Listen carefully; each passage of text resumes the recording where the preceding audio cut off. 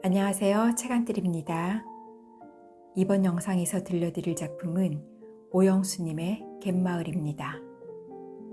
이 작품은 풍랑에 남편을 잃고 상수를 따라 산골로 시집간 혜순이가 갯마을을 잊지 못해 돌아오는 이야기로 어촌마을의 정치가 물씬 느껴지는 작품입니다. 그럼 책안뜰과 함께 작품 속으로 들어가 보겠습니다. 즐거운 시간 되세요. 갯마을, 오영수. 서로 멀리 기차 소리를 바람결에 들으며 어쩌면 동해 파도가 돌담 밑을 찰싹대는 H라는 조그만 갯마을이 있다. 덕계덕계 굴딱지가 붙은 모 없는 돌로 담을 쌓고 낡은 삿감 모양 옹기종기 엎딘 초가가 20집 될까 말까.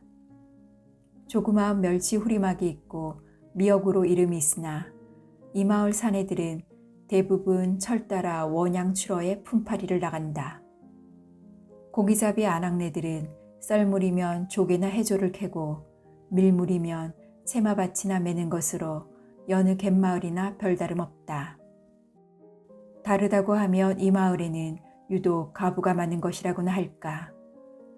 고로들은 과부가 많은 탓을 뒷산이 어떻게 갈라져서 어찌어찌 돼서 그렇다느니 앞바다 물발이 거세서 그렇다니들 했고 또 모두 그렇게들 믿고 있다. 혜순이도 과부였다. 과부들 중에서도 가장 젊은 23세 청상이었다. 초여름날이었다. 어느 날 밤 조금 떨어진 멸치 후리막에서 꽹과리 소리가 들려왔다. 여름 들어 첫 꽹과리다. 마을은 갑자기 수선되기 시작했다. 멸치때가 몰려온 것이다. 멸치때가 들면 막에서는 꽹과리나 나팔로 신호를 한다. 그러면 마을 사람들은 막으로 달려가서 그물을 당긴다. 그물이 올라 수확이 많으면 많은 대로, 적으면 적은 대로 지시라고 해서 대개는 자벌을 나눠받는다. 수고의 대가다. 그렇기 때문에 후리를 당기러 갈 때는 광줄이나 바구리를 결코 잊지 않았고 대부분이 아낙네들이다. 갯마을이 가장 풍성하고 즐거운 때다. 혜순이도 부지런히 헌옷을 갈아입고 나갈 채비를 하는데 담밖에서 수기 엄마가 숨찬 소리로 "세댁 안 가?" "같이 가요. 잠깐." "다들 갔다. 빨리 나오잖고." "아따, 빨리 가면 집 먼천 봤나 뭐." 하고 혜순이가 사리 밖을 나서자 수기 엄마는 "아이고 요거사." 눈앞에 대고 헛주먹질을 하면서 "맴치마만 걸치면 될걸 꼬물대고서." "망측하기 또 맴치마다. 성님은 정말 맴치마래?" "밤인데 누가 보나 뭐. 철벙대고 적시놓으면 빨기 굳지 않고." 사실 그물을 당기고 보면 을에 옷이 젖는다. 식수도 간신히 나눠 먹는 갯마을이라 빨래가 여간 아니다. 그래서 아낙네들은 맨발에 호치마만 두르고 나오는 버릇이 생겼는지도 모른다. 그로해서 또 젊은 사내들의 짓궂은 장난도 있다. 어쩌면 사내들의 짓궂은 장난을 실찮게 받아들이는 갯마을 여인들인지도 모른다. 혜순이와 수기 엄마는 물깃을 모래톱으로 해서 후리막으로 달려갔다. 맨발의 추진 모래가 한결 시원하다. 벌써 후리는 시작되었다. 굵직한 로프줄에는 후리꾼들이 지네발처럼 매달렸다. 대야 대야. 이편과 저편에서 이렇게 주고받으면 로프는 팽팽해지면서 지그시 당겨온다. 혜순이와 수기 엄마도 아무렇게나 빈틈이 끼어들어 줄을 잡았다. 바다 저만큼 서 선두가 칸달래 불을 흔들고 고함을 지른다. 당겨 올린 줄을 뒷거둠질하는 사내들이 대야 대야를 선창해서 후리꾼들의 기세를 돋우고 막거간들이 바쁘게들 서성댄다. 가마솥에는 불이 활활 타고 물이 끓는다. 그 물이 가까워 올수록 이 대야 대야는 박자가 빨라진다. 이때쯤은 벌써 멸치가 모래톱에 해뜨게 뚝 뛰어오른다. 멸치가 많이 들면 수면이 부풀어 오르고 그물주머니가 터지는 때도 있다. 이날 밤도 멸치는 무던히 든 모양이다. 선두는 곧장 칸달레를 흔든다. 호리꾼들도 신이 난다. 데이야 데이야 데이야 데이야. 이때 해순의 손등을 덮어지는 억센 손이 있었다. 줄과 함께 걷잡힌 손은 해순의 힘으로는 어쩔 수 없었다. 내버려 두었다. 후리꾼들의 호흡은 더욱 거칠고 빨라진다. 억센 손은 어느새 해순이의 허리를 감쌌는다. 해순이는 그만 줄 밑으로 빠져나와 딴 자리로 옮겨버린다. 그물도 거진 올라왔다. 야세! 야세! 이때는 사내들이 물기슭으로 뛰어들어 그물 주머니를 한 곳으로 모아드는 판이다. 누가 또 해순이 치마 밑으로 손을 디민다. 해순이는 반사적으로 휙 뿌리치고 저만큼 달아나 버린다. 멸치가 모래 위에 하얗게 뛴다. 아낙네들은 뛰어오른 멸치들을 주워 담기에 바쁘다. 후리는 끝났다. 멸치는 큰 그물 쪽자로 강줄에 퍼서 다시 도람에 옮겨 잡어를 골라낸다. 이래서 멸치가 굵으면 젓감으로 날로 넘기기도 하고 잘면 삶아서 이리 꼴을 만든다. 해순이는 짓을 한 바구니 받았다. 무겁도록 이고 아낙네들과 함께 돌아오면서도 괜히 가슴이 설렌다. 짓보다는 그 억센 손이 머릿속을 떠나지 않는다. 누굴까? 유독 짓을 많이 주던 막거간이나 아니던가. 누가 엿보지는 않았을까? 망측해라. 해순이는 유독 짓이 많은 것이 아낙네들 보기에 무슨 죄나 지은 것처럼 부끄럽기만 했다. 그래서 해순이는 되도록 뒤처져 가려고 발을 멈추자 수기 엄마가 옆구리를 쿡 찌르면서 너 운짓이 그렇게도 많해? 해순이는 얼른 뭐라고 대답이 나오지 않았다. 주니까 받아왔을 뿐이다. 흥, 알아봤어. 요 깍쟁이. 아낙네들이 모두 킥킥대고 웃는다. 먼지 까닭 있는 웃음들이다. 짐작이 있는 웃음들인지도 모른다.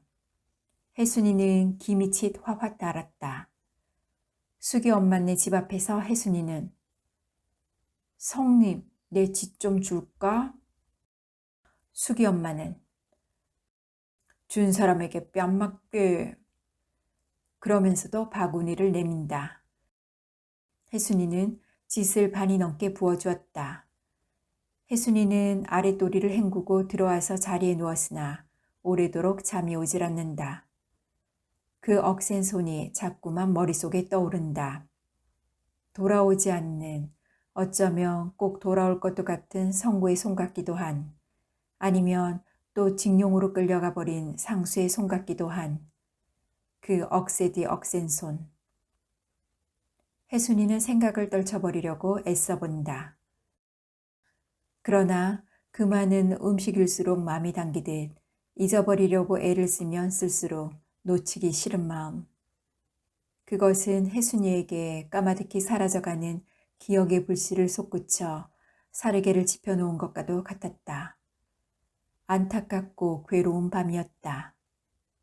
창이 밝아왔다. 해순이는 방문을 열었다. 사리성 위에 달이 솟았다. 해순이는 달빛에 산산조각으로 부서진 바다를 바라보면서 이렇게 내어본다.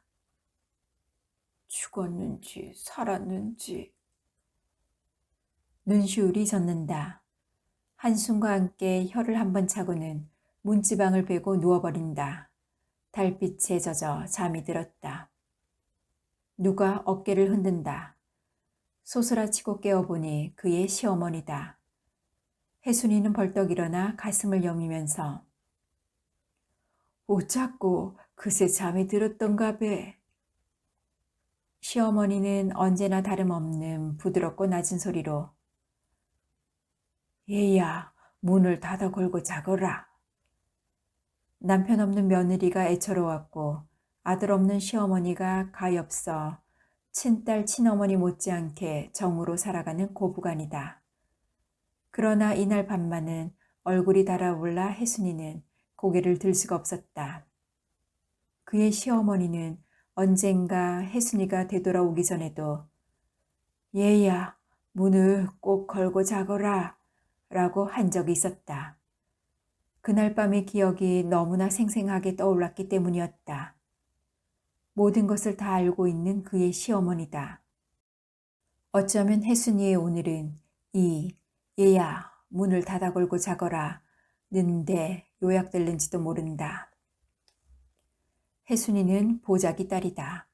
그의 어머니는 긴가라는 뜨내기 고기잡이의 애를 베자 이 마을을 떠나지 못했다. 그래서 혜순이가 낳았다. 혜순이는 그의 어머니를 따라 바위 그늘과 모래밭에서 바닷바람에 그을리고 조개 껍질을 만지작거리고 갯냄새에 절어서 컸다. 10살 때부터는 잠수도 배웠다. 혜순이가 성구에게로 시집을 가기는 19살 때였다. 혜순이의 성내를 보자 그의 어머니는 그의 고향인 제주도로 가면서 너 때문에 20년 동안 고향 땅을 못 밟았다. 인제는 마음 놓고 간다. 너도 인젠 가장을 섬기는 몸이니 아예 애미 생각을 마라. 고깃배에 실려 그의 어머니는 물길로 떠났다. 혜순이에게 장가들기가 소원이던 성구는 그만큼 혜순이를 아꼈다. 성구는 혜순이에게 물일도 시키지 않았다. 워낙 착실한 성구라 제 혼자 힘으로도 넉넉지는 못하나마 그의 홀어머니와 동생에서 내 식구는 먹고 살아갈 수 있었다. 그러나 혜순이는 안타까웠다. 물옷만 입고 나가면 성구벌이에 못지않을 혜순이였다. 어느 날 밤 혜순이는 물때가 한창인데 심풀이 가고 싶나? 내일 전복을 좀 딸래. 전복은 갈바위 끝으로 가야지. 그긴 큰 게 많지. 그만둬. 가요. 못 간다니. 집에서 별 할 일도 없는데. 놀지? 싫어. 내일은 가고 말게니.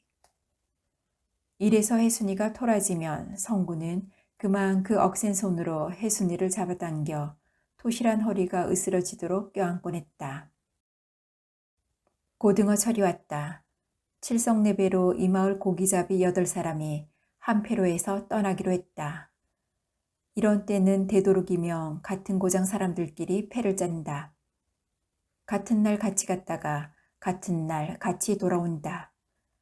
그렇기 때문에 고기잡이 마을에는 같은 달에 난 아이들이 많다. 이 H 마을만 하더라도 같은 달에 난 아이가 5이나 된다. 좋은 날씨였다. 배전에는 아낙네들이 제가끔 남편들의 어구며 그동안의 신변 연모들을 챙기느라고 부산하다. 사내들은 사내들대로 응당 간밤에 한 말이겠건만 또 한 번 되풀이를 하곤 한다. 돛이 올랐다. 썰물에 갈바람을 받아 배는 미끄러지기 시작한다. 사내들은 노를 젓고 자리를 잡는다. 물을 향해 담배를 붙이려던 마니 아버지는 깜빡 잊었다는 듯이 배꼬리로 뛰어오르면서 입에 동그라미를 하고 제 아이 이름을 고함쳐 부른다. 아이 대신 그의 아내가 치맛자락을 걷어지고 물기슭으로 뛰어들며 귀를 돌린다.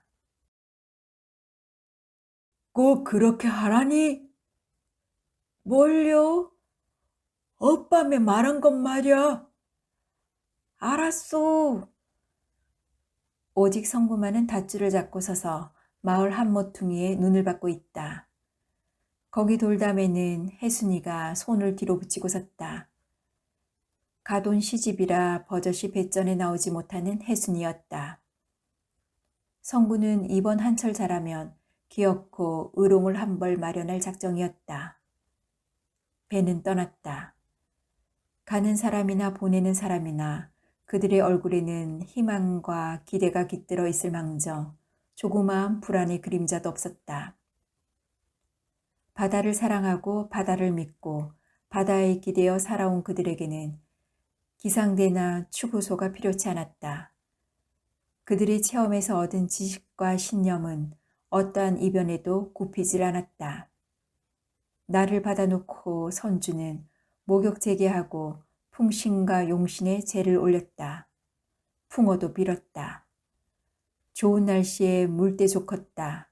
갈바람이라 무슨 거리낌이 있었으랴. 하늘과 바다가 맞닿는 곳, 송구름이 양떼처럼 피어오르는 희미한 수평선을 향해 배는 벌써 까마득하다. 대부분의 사내들이 고기잡이로 떠난 갯마을에는 늙은이들이 어린 손자나 데리고 백그늘이나 바위 옆에 앉아 무연히 바다를 바라보고 아낙네들이 썰물에 조개나 캘 뿐 한가하다. 사흘째 되던 날 윤노인은 아무래도 수상해서 박노인을 찾아갔다. 박노인도 막 물가로 나오는 참이었다. 두 노인은 바다 옆 모래톱에 도사리고 앉았다. 윤노인이 먼저 입을 뗐다. 저 구름발 좀 보라니. 구름발은 동남감으로 해서 검은 불꽃처럼 서북을 향해 뻗어오르고 있었다. 윤노인이 또 하하, 저 물빛 봐. 박노인은 보라기 전에 벌써 짐작이 갔다. 아무래도 변의 징조였다. 파도 아닌 크고 느린 너울이 왔다. 그럴 때마다 매운 갯냄새가 풍겼다. 틀림없었다. 이번에는 박노인이 뻔히 알면서도 대마도 쪽으로 갔지? 고깃대를 찾아갔는데 울릉도 쪽이면 못 갈랐고. 두 노인은 더 말이 없었다. 그새 구름은 해를 덮었다. 바람도 딱 그쳤다. 너울이 점점 커왔다. 큰 너울이 올 적마다 물컷 갯냄새가 코를 찔렀다. 두 노인은 말없이 일어나 말없이 헤어졌다. 그들의 경험으로는 틀림이 없었다. 올 것은 기어코 오고야 말았다. 무서운 밤이었다. 캄캄한 칠야, 비를 몰아치는 바람과 바다의 아우성. 보이는 것은 하늘로 부풀어 오른 파도뿐이었다. 그것은 마치 바다에 참고 참았던 분노가 한꺼번에 터져 흰 이빨로 물을 마구 물어뜯는 것과도 같았다. 파도는 이미 모래톱을 넘어 돌담을 삼키고 몇몇 집을 휩쓸었다. 마을 사람들은 뒤 언덕배기 당집으로 모여들었다. 이러는 동안에 날이 샜다. 날이 새자부터 바람이 멎어가고 파도도 낮아갔다. 샛날에 보는 마을은 그야말로 난장판이었다. 이날 밤 한 사람의 희생이 있었다. 윤노인이었다. 그의 며느리 말에 의하면 돌담이 무너지고 파도가 축담 밑까지 들이밀자 윤노인은 며느리와 손자를 앞세우고 담밖까지 나오다가 무슨 일로선지 며느리에게 먼저 가라고 하고 윤노인은 다시 들어갔다고 한다. 그리고는 아무도 모른다고 했다. 바다는 언제 그런 일이 있었던가 하듯 잔물결이 안으로 굽은 모래톱을 찰싹대고 볕은 한결 뜨거웠고 하늘은 남빛으로 더욱 짙었다. 그러나 고등어배는 돌아오지 않았다. 마을은 더 어두운 수심에 잠겼다. 이틀 뒤에 후리막 주인이 신문을 한 장 가지고 와서 추로한 많은 어선들이 행방불명이 됐다는 기사를 읽어주었다. 마을은 다시 아수라장이 됐다. 집집마다 울음소리가 그치지 않았다. 이틀이 지났다. 울음에도 지쳤다. 울어서 해결될 문제가 아니었다. 설마 죽었을라고. 이런 한 가닥 희망을 가지고 아낙네들은 다시 바다로 나갔다. 살아야 했다. 바다에서 죽고 바다로 해서 산다. 혜순이는 성구가 돌아올 것을 누구보다도 믿었다. 그동안 세 식구가 먹고 살아야 했다. 혜순이도 물옷을 입고 바다로 나갔다. 해조를 따고 조개를 캐다가도 문득 이마에 손을 얹고 수평선을 바라보곤 아련한 돛배만 지나가도 괜히 가슴 두근거리는 아낙네들이었다. 멸치처리건만 후리도 없었다. 후리막은 집뚜껑을 송두리째 날려버린 그대로 손볼 엄두를 내지 않았다. 후리도 없는 갯마을 여름밤을 아낙네들은 일수 불가에 모였다. 장에 갔다 온 아낙네들이 장 시세를 비롯해서 보고 들은 이야기. 이것이 아낙네들의 새로운 소식이요 즐거움이었다. 싸늘한 모래에 발을 묶고 밤새는 줄 몰랐다. 수기 엄마가 혜순이 허벅지를 베고 벌렁 누우면서 에따, 그 베개 편하다. 그러자 누가 그 베개 임자는 어디 갔는고? 아낙네들의 입에서는 모두 가느다란 한숨이 진다. 수기 엄마는 혜순이 얼굴을 말끄러미 쳐다보면서 에이야 데이야 에이야 데이야 썰물에 돛 달고 칼바람 맞아갔소 하자 아낙네들은 모두 에이야 데이야 새바람 치거든 밀물에 돌아오서 에이야 데이야. 아낙네들은 그만 목이 메어버린다. 이때 때 가부년들이 모여서 뭐 시시닥거리노? 보나마나 칠성내다. 마니 엄마가 과부 아닌 게 저러면 밉진 않채. 칠성내도 다리를 뻗고 펄썩 앉으면서 과부도 가부 나름이지. 내싸 벌써 40이 넘었지만 인연들 괜히 서방 생각이 나서 차도 않고. 말도 마소. 20전 가부는 살아도 40. 시끄럽다 인연들아. 사내 녀석들 한둘은 몰아다 갈라줄 테니. 성님이나 실컷 하소. 모두 딱딱으로 웃는다. 이래저래 여름이 가고 잡어가 많이 잡히는 가을도 헛되이 보냈다. 모자기, 톳나물, 가스레나물, 파래, 김 해서 한 무력 가며 미역철이다. 미역철이 되면 혜순이는 금보다 귀한 몸이다. 미역은 아무래도 길반쯤 물속이 좋다. 잠수는 혜순이밖에 없다. 혜순이가 미역을 배 올리면 뭇에서는 아낙네들이 둘러앉아 오라기를 지어 돌밭에 말린다. 미역도 2, 3일까지면 거의 진다. 어느 날 밤 혜순이는 종일 미역바리를 하고 나무 둥치같이 쓰러져 잠이 들었다. 얼마쯤이나 됐을까? 분명코 짐작 있는 어떤 압박감에 언뜻 눈을 떴다. 이미 당한 일이었다. 악 소리를 지른다는 것이 숨결만 가빠지고 혀가 말을 듣지 않았다. 대신 사내의 옷자락을 휘감아 잡았다. 세상 없어도 놓지 않을 작정하고. 그러나 혜순이의 몸뚱어리는 아리숭한 성구의 기억 속으로 자꾸만 놓여가고 있었다.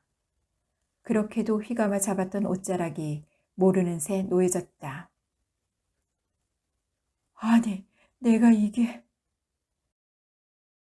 혜순이는 제 자신의 새삼스레 놀랐다. 마침 꿈속에서 깨듯 바싹 정신이 들자 그만 사내의 상고머리를 가슴팩이 위에 움켜쥐었다. 사내는 발로 더듬어 문을 찼다. 그 방에 누구? 시어머니 장기 가신 또렷한 소리다. 혜순이는 가슴이 덜컥했다. 그러나 입술에 침을 발라 목을 가다듬었다. 뒷간에 갑니다. 그리고는 사내의 상고머리를 슬그머니 놓아주고 발자국 소리를 터덕냈다. 이날 밤 혜순이는 가슴이 두근거려 더는 잠을 못 잤다. 다음 날도 미역바리를 나갔다. 숨가쁜 물속에서도 혜순이 머리 한구석에는 어젯밤 기억이 떠나지 않았다. 돌아오는 길에 성기를 건져다 시어머니에게 국을 끓여드렸다. 시어머니는 성깃국을 달게 먹으면서 얘야, 잘 때는 문을 꼭 닫아 걸고 자거라. 혜순이는 고개를 못 들었다. 대답 대신 시어머니 국대접에 새로 떠온 따순 국만 떠보탰다. 혜순이는 바위가 둘러싸서 방같이 됐기 때문에 옆에서 한천을 펴고 있었다. 이때 등 뒤에서 혜순아! 혜순이는 깜짝 놀라면서 반사적으로 몸을 움츠렸다. 후리막에서 이를 보고 있는 상수다. 혜순이 곁에 다가앉으면서 혜순이, 내 강 살자. 상수의 이글거리는 눈이 물옷만 입은 혜순이에게는 온몸에 부시다. 혜순이는 아무 말도 없이 돌아앉았다. 송구도 없는데 못한다고 고생을 하겠노? 내하고 우리 고향에 가 살자. 우리 집엔 논도 있고 밭도 있다. 사실 그의 고향에는 별 걱정 없이 사는 부모가 있었고 초등학교를 나온 상수는 농사 돌보고 남부럽지 않게 살았다. 2해 전에 상처를 하자부터 바람을 잡아 떠돌아다니다가 그의 이모집인 이 후리막에 와서 뒹굴고 있다. 뭐냐, 혜순아. 상수의 손이 혜순의 어깨에 놓였다. 혜순이는 탁 뿌리치고 일어났다. 그러나 상수는 어느새 혜순의 팔을 꽉 잡고 놓지 않는다. 실랑이를 하는데 돌아가는 고깃배가 이편으로 가까워왔다. 혜순이는 바위 그늘에 허리를 꼬부렸다. 그새 상수는 혜순이를 끌고 방바위 안으로 숨었다. 혜순이, 우리 날마다 잔치하자. 싫어, 싫어. 난 싫어. 정말? 나요, 좀 해가 지는데. 그럼 내 말 한 번만 들어. 뭔 말? 상수는 혜순의 허리에 팔을 돌렸다. 혜순이는 몸을 비꼬아 손가락을 비틀었다. 내 말 안 들으면 소문 낼 끼다. 뭐? 소문? 나하고 그렇고 그렇다고. 내 머리 낚고던 날 밤에. 혜순이는 비로소 알았다. 아무도 모르는 오직 마음속 깊이 간직해둔 비밀을 옆에서 엿보기나 한 것처럼 혜순이는 그만 발끈해지자 허리에 꽂은 조개칼을 뽑아들었다. 서슬의 상수는 주춤 물러났다. 혜순이는 칼을 눈 위에 올려쥐고 내한테 손대면 찌른다. 손 안 들게. 내 말 한 번만. 소문 낼 텐 안 낼 텐. 안 낼게. 내 말. 나보고 아른 척 할 텐 안 할 텐. 그래, 내 말 한 번만 들어주면. 상수는 칼을 휘두르는 혜순이가 겁은커녕 도리어 귀여움만 보였다. 혜순이는 도사리고 칼을 겨누면서도 그날 밤의 기억을 떨어버릴 수가 없었다. 칼진 손이 어느새 턱 밑까지 내려왔다. 혜순이는 눈시울이 자꾸만 부드러워갔다. 혜순이. 하고 상수가 한 걸음 다가오자 혜순이는 언뜻 칼을 고쳐들고 한 걸음 물러난다. 상수가 또 한 걸음 다가오자 혜순이는 그만 아무렇게나 칼을 내저으면서 더 오지 마래. 더 오면 참말 찌른다. 참말 찌르고 싶다. 찌르면 나도 혜순이를 안고 같이 죽을 테야. 하고 상수는 목을대 밑을 가리키면서 꼭 여기를 찔러라. 여기를 찔러야 칵 죽는다니. 혜순이는 몸서리를 한번 쳤다. 상수는 또 한 걸음 다가왔다. 그러자 혜순이는 바위에 등을 붙이고 울음인지 웃음인지 알 수 없는 소리로 안 찌를게. 오지 마래. 찌르고 싶어. 온몸이 근질근질하다. 칵 찔러라. 그래서 같이 죽자. 하는 상수 눈에는 불이 일 듯 하면서도 입가에는 어쩌면 미소가 돌 것도 같다. 상수의 눈을 쏘아보던 혜순이는 그만 칼을 내던지고 참 못됐다. 상수는 칼을 주워 칼날을 더듬어 보면서 네, 이 칼 좀 갈아다 줄까? 이 칼로야 어디. 어쩌면 저렇게도 못됐을 것. 전복 따듯 목을 싹 도리개시리. 흉측해라. 꼭 섬도둑놈 같다. 그랬으면 얼마나 속 시원할꼬. 난 갈 테야.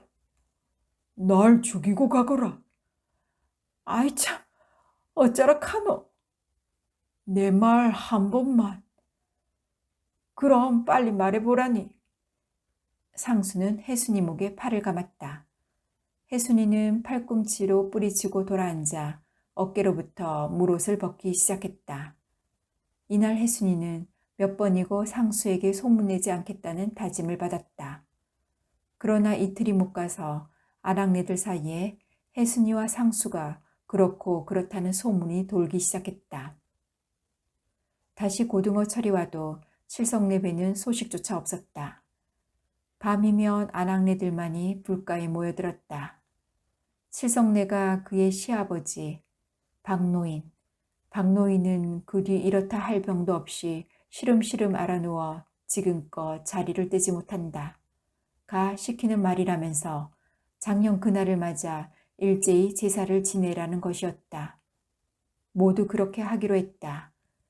이 갯마을에 8집 제사가 한꺼번에 드는 셈이다. 제사를 이틀 앞두고 혜순이 시어머니는 혜순이에게 얘야, 성구 제사나 마치거든 걔가 하도록 해라. 새파란 청상이 어찌 혼자 늙겠노?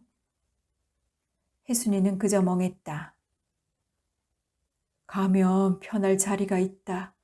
그새 여러 번 말이 있었으나 성구 첫 제사나 치르고 보자고 해왔다. 너도 대강 짐작이 갈 게다. 혜순이는 낯이 작고 달아올랐다. 상수가 틀림없었다. 혜순이는 고개가 자꾸만 무거워갔다. 과부가 과부 사정으로 안다고 나도 일찍이 홀로 된 몸이라 그 사정 다 안다. 죽은 자식보다 너가 더 애처롭다. 저것 시동생 도 인젠 배를 타고 하니 설마 두 식구야. 다음 날은 벌써 상수가 혜순을 맞아 간다는 소문이 온 마을에 쫙 퍼졌다. 그러면서도 아낙네들은 혜순이마저 떠난다는 것이 진정 섭섭했고 맥이 풀렸다. 눈물을 글썽대는 아낙네도 있었다. 혜순이는 이 마을, 더구나 아낙네들의 귀염둥이다. 생김새도 밉지 않거니와 마음에 그늘이 없다. 남을 의심할 줄도 모르고 거짓도 없다. 그보다도 위선 미역철이 오면 아낙네들은 절로 한숨이 잦았다. 그러나 혜순이는 그저 남녀가 한번 관계를 맺으면 의례 그렇게 되나 보다. 그래서 그렇게 됐고 또 그렇게 해야 되나 보다.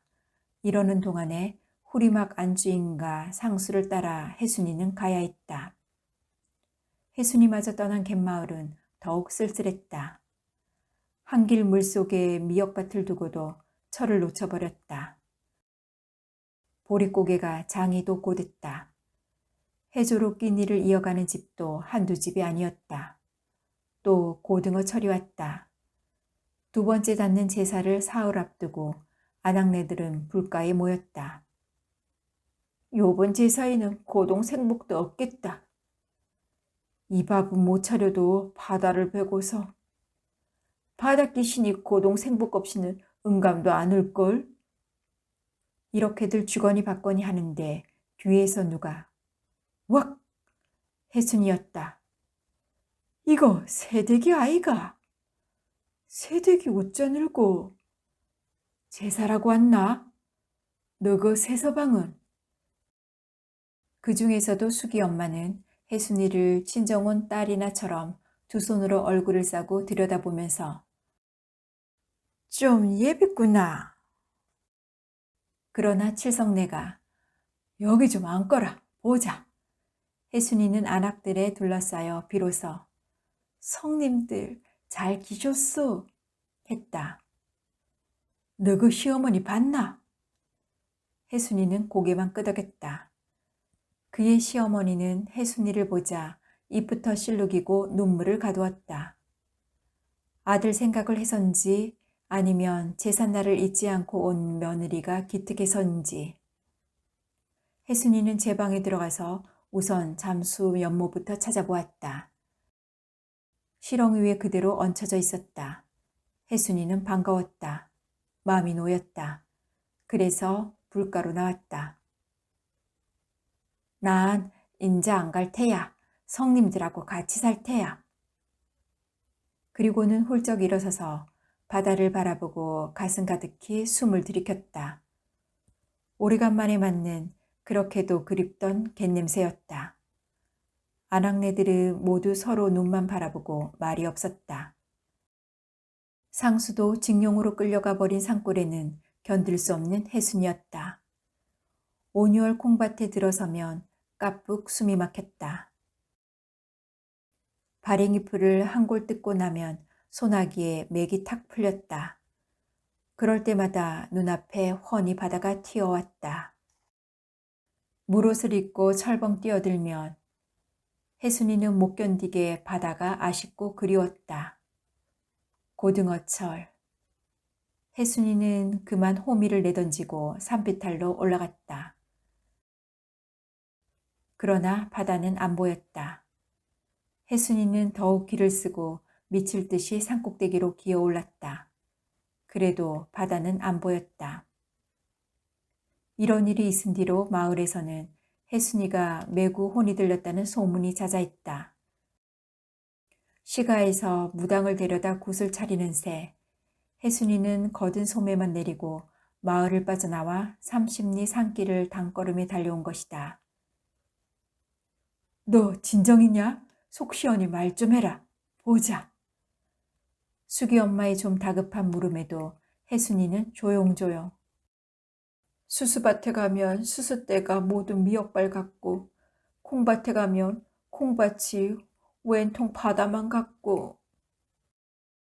그래? 바다가 보고파 자꾸 산으로 올라갔지 뭐. 그래도 바다가 안 보이대.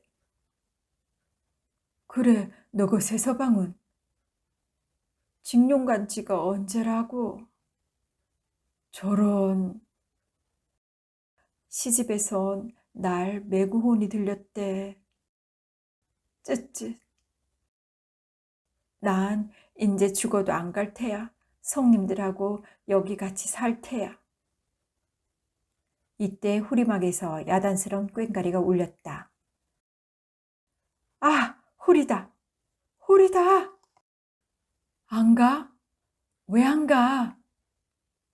수기 엄마가 혜순이를 보고 맴치마만 두르고 빨리 나오라니. 혜순이는 재빨리 옷을 갈아입고 나왔다. 아낙네들은 혜순이를 앞세우고 후리막으로 달려갔다. 맨발에 식은 모래가 오장육부에 간지럽도록 시원했다. 다름산 마루에 초야흘에 달이 걸렸다. 달 그림자를 따라 멸치떼가 들었다. 데이야 데이야. 드물게 보는 멸치떼였다.